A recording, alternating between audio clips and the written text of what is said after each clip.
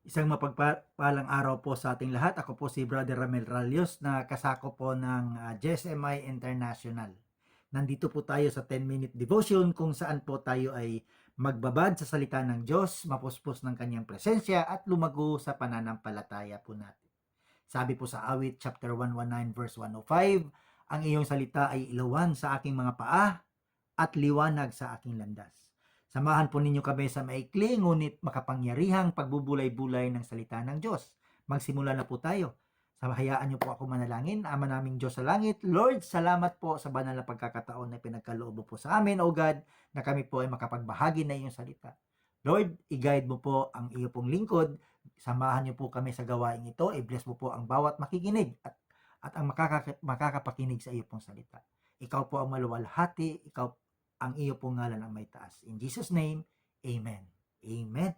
So, ang atin pong title sa devotion today is about a call to action, no? Ang pagtawag upang kumilos. Ang ating pong scripture ay hango po sa Santiago chapter 4 verse 7-8, no? James chapter 4 verses 7 and 8. Sabi dito, submit yourselves then to God. Resist the devil and he will flee from you. Come near to God and He will come near to you. Wash your hands, you sinners, and purify your hearts, you double-minded. Ito pong talatang ito ay hindi lamang ito simpleng suggestion sa atin. Ito po ay isang utos. Ito po ay isang landas kung saan maranasan natin ang kabuuan ng presensya ng Diyos sa ating buhay. Sapagkat ito po ay nagpapakita sa atin ng dalawang bahagi. Ano po yun? Submission to God and resistance to the devil. No? Hindi ito isang passive posture. Ito ay isang aktibo at intentional na pagpipili na kailangan nating gawin araw-araw. So meron pong 4 na points na aking ibabahagi. Number 1 po, no? Submit yourselves to God. Alam niyo po mga kapatid, submission is not weakness. No, ang pagpapasakop ay hindi po kahinaan.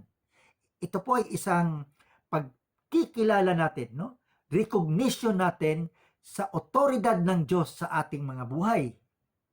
Ito ay isang pagkilala na siya ang magpapalayok at tayo yung mga putik. Siya yung master potter at tayo yung clay. Ibig sabihin po na pinaubaya natin ang ating mga kalooban, no? We are yielding our will into His will, no? Ibig sabihin po na sumusuko tayo sa kanyang kalooban, na nagtitiwala tayo na ang kanyang mga plano para sa atin ay mas mainam kaysa maari nating planuhin para sa ating mga sarili, no? Itong pag-surrender na ito, itong pagsuko na ito ay hindi ibig sabihin na isang beses lamang mangyari. Ito ay isang patuloy na proseso na isinusuko natin ang ating mga sariling pagnanais. Isinusuko natin ang ating mga ambisyon at ang patuloy na pagkakaroon natin ng takot sa Diyos. Submit yourselves to God. Number 2 is, sabi dito, resist the devil and he will flee from you. Ito po ay isang napakagandang pangako, no?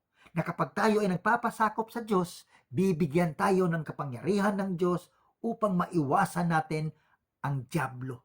Maiwasan natin ang kanyang mga pakana sa ating buhay, no? Ang kanyang panlilinlang sa atin. Ang pag-iwas po o resistance, no? Hindi po ito patungkol sa ating sariling kakayanan, sa ating sariling kalakasan. Ito po ay patungkol sa pagtayo natin, no? May buong matatag na tumayo tayo na napailalim sa otoridad ni Kristo, no? Ito po ay patungkol sa pagkilala natin na tayo ay nakikipaglaban sa espiritual na laban. Ano ang sabi ni Pablo sa Ephesians? No? We are in a spiritual battle. Kaya nga sabi ni Paul, put on the whole armor of God. No? Kailangan nating isuot ang baluti, ang buong baluti, the whole armor of God, because we are battling in the spiritual realms. So number 1 is submit yourselves to God. Number 2, resist the devil and he will flee from you. At number 3 po, come near to God and He will come near to you. Ito po ay isang napakagandang pangako, no? Kapag tayo ay dinadala natin ang ating mga sarili na ilapit natin sa Diyos, ito po ay magkakaroon ng agarang pagtugon. No? Magkakaroon ng immediate and abundant response mula sa Diyos. Sapagkat ang Diyos ay hindi po malayo sa atin. No? Hindi niya tayo pababayaan. Talagang aktibong dadalhin tayo sa presensya ng Diyos kapag tayo ay taus-pusong hinahanap ang Diyos. No? Ito ang diwa ng pagkakaroon ng intimacy with God. Isang relasyon na minarkahan ng closeness, minarkahan ng pakikipag-fellowship sa Diyos. If we come near to God, He will come near to us. No? Number 1, submit yourselves to God. Number 2, resist the devil and he will flee from you. Number 3, come near to God and He will come near to you. Number 4, and the last, wash your hands, purify your hearts. Ito po ay nagsasabi sa atin sa kahalagahan ng inward and outward purity. Ang paghuhugas po ng kamay or washing your hands, ito po ay nagre-refer sa ating outward actions, no? Sa ating mga pagkikilos. At ang purifying your hearts, ito po ay nagsasabi sa ating panloob na kondisyon. Ano ang kondisyon ng ating mga puso? Sapagkat hindi tayo makakalapit sa isang banal na Diyos na meron tayong unclean hands, na meron tayong impure hearts. Ito ay nangangailangan sa atin ng patuloy na pagsisisi sa ating mga kasalanan. Patuloy na pag-aamin na tayo ay mga makasalanan. Patuloy na pagtalikod mula sa mga kasalanan. Hallelujah. So number 1, submit yourselves to God. Resist the devil and he will flee from you. Number 2. Number 3, come near to God and He will come near you. Number 4, wash your hands, purify your hearts. Ito po, ang talatang ito ay isang roadmap, no? Isang gabay sa atin upang magkaroon tayo ng mas malalim na pakikipagrelasyon sa Diyos. Ito ay isang pagtawag sa atin, tinawag tayo na magpasakop sa Kanyang otoridad, na iwasan natin ang impluensya ng dyablo, na lumapit tayo sa Kanya na may taos-puso, at ang patuloy nating dinadalisay ang ating mga buhay. At kapag tayo ay tumugon sa pagtawag na ito, maaari nating maranasan ang nakakapagbagong kapangyarihan ng presensya ng Diyos. At maranasan natin ang kabuuan, ang the fullness of freedom na inaalok sa atin ng Diyos. Marami pong salamat sa pakikinig.